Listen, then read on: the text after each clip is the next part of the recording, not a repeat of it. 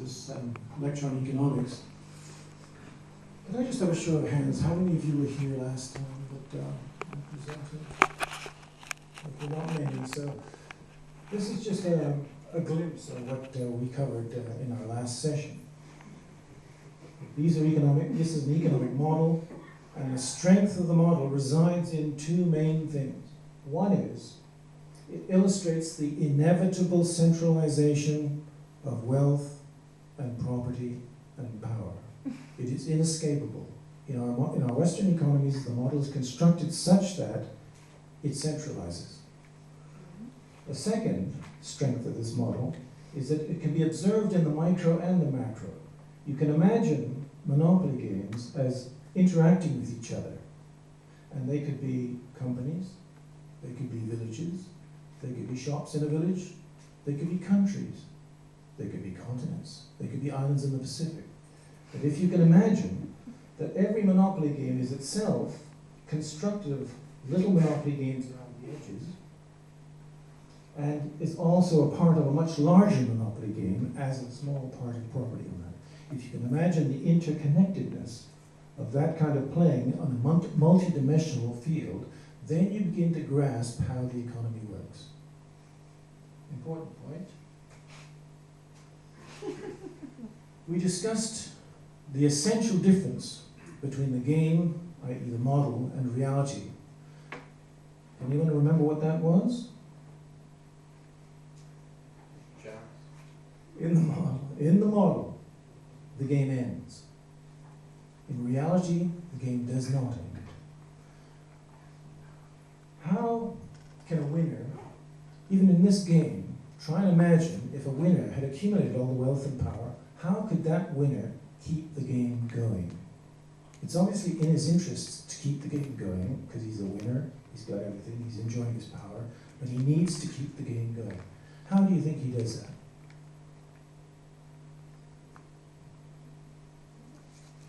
Loans to the losers. This is how the game is kept ticking over. We also discussed where we might be in the UK, taking the UK as a monopoly game as a whole. Where are we at? And we discussed whether we're at the beginning, mid-game, or towards the end, and we concluded that the game was over, and we, the grunts, had already lost. We have already lost the game. Can anyone remember what a grunt is? We're all grunts. Basically people that work really hard and actually sort of exchange things as opposed to just taking them. Close. That's a technical term. A grunt is a person who pays more tax than he or she evades and earns less interest than he or she is paid.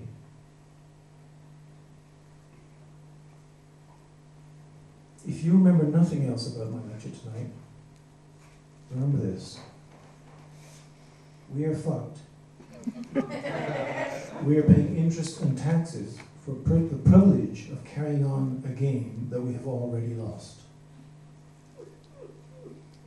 That summarizes the first part of the lecture that I presented last time.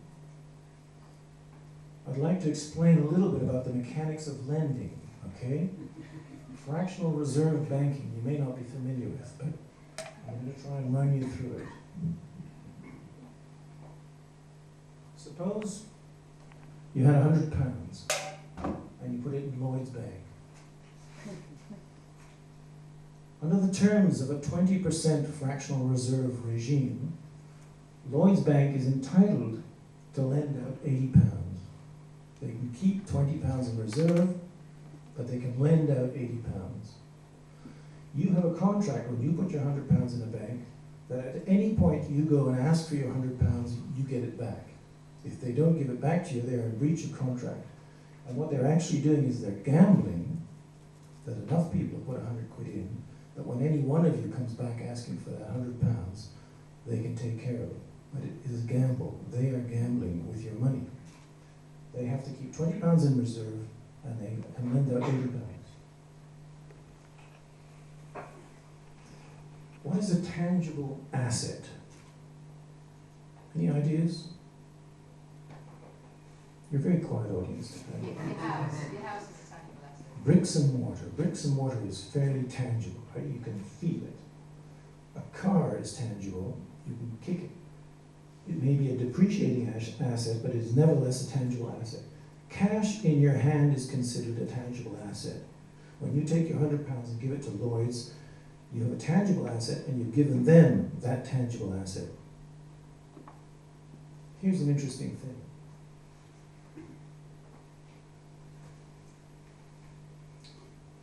If Lloyd's takes that £80 and lends it to another bank, it becomes a tangible asset.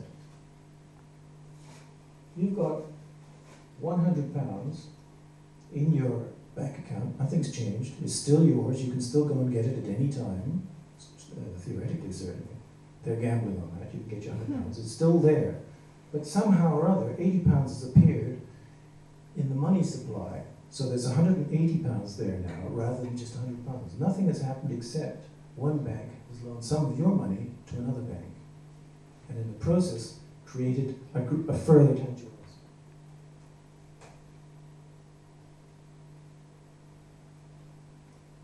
Here's an even weirder thing. If that bank were to lend it back to Lloyd's, your £100 would still be there, but Lloyd's would have tangible assets of £164. They have generated what they call money supply. This is a transaction that in the digital age can take place in the blink of an eye. It can take place at the touch of a button.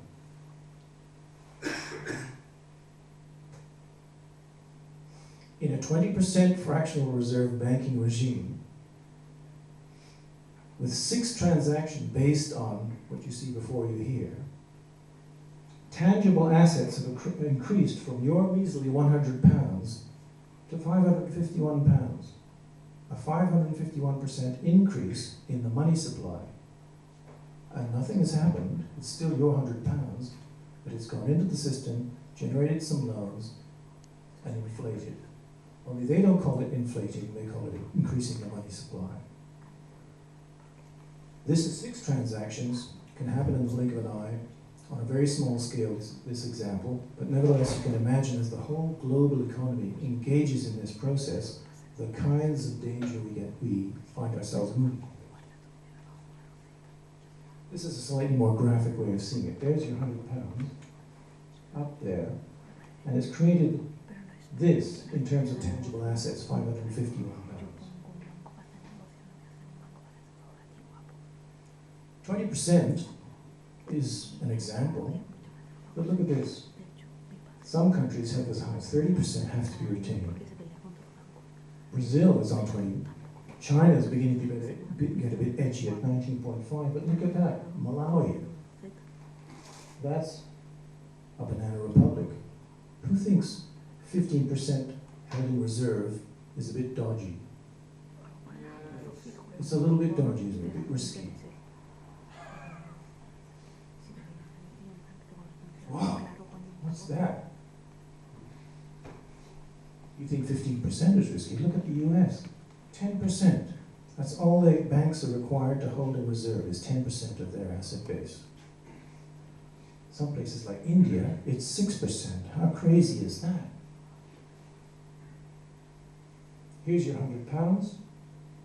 Suddenly, at 10%, the money supply has blossomed into 741, floating around the economic system, just from your £100 at the 10% rate.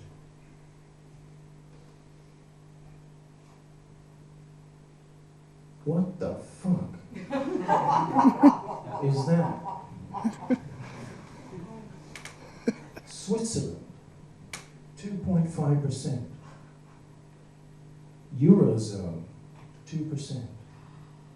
Can you imagine? Chile, well, they're banana republic. Poland is commies, you'd expect that. But Switzerland and the Eurozone? That's what it looks like. Your £100, 6 transactions at 2% fractional reserve, There's £942 floating around in the economic system.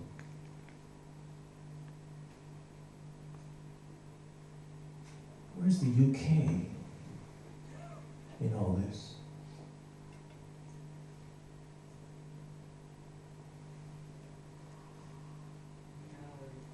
You didn't know that, did you? You didn't know that. In the United Kingdom, and when we say the UK, what we actually mean is the City of London, the square mile. You know this, sir? They have gentleman's agreement that the reserve at the moment is something like 1.3%. But it's not regulated by us, the taxpayers, it's regulated by them because they're gentlemen and they self-regulate. There is no requirement on them to have any reserve at all. Now, the interesting thing about the other examples here is that apart from Hong Kong, which is now part of China, all of these were set up by British bankers. They're all offshore account holders. In my next lecture, I will be going into offshore accounting. And you won't want to miss that because it's really important.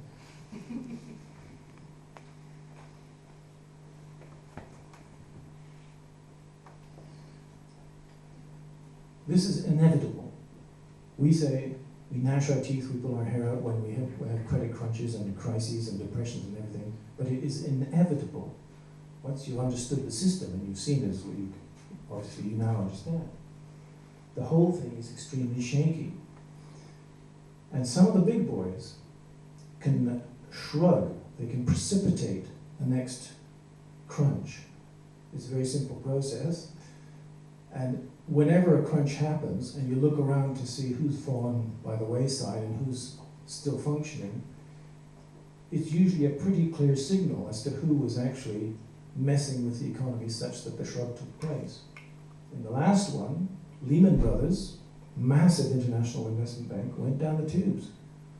Goldman Sachs, on top, doing very well, thank you. Rothschilds, on top, doing very well, thank you.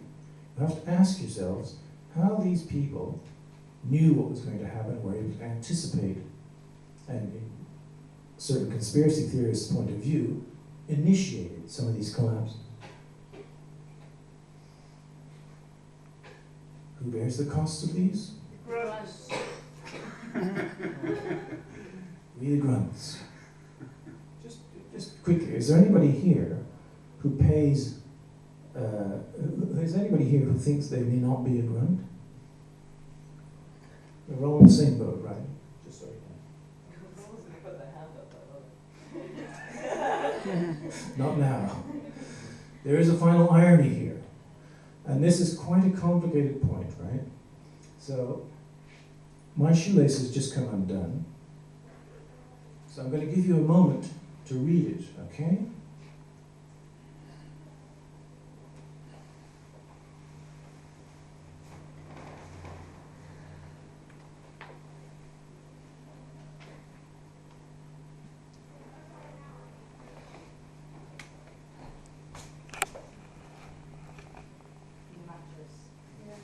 Under the mattress? That's a good idea.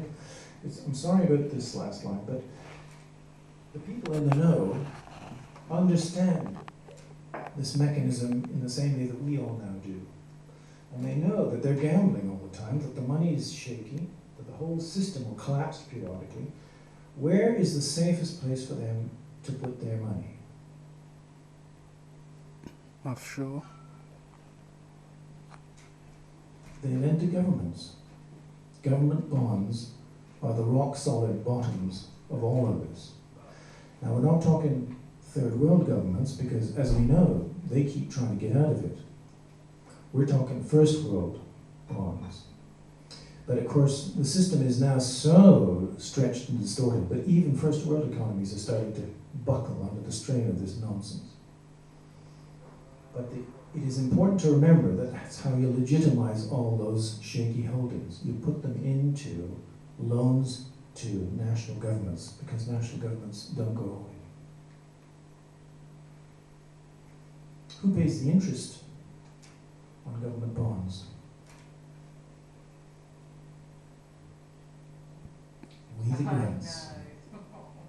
We pay the interest on those government bonds.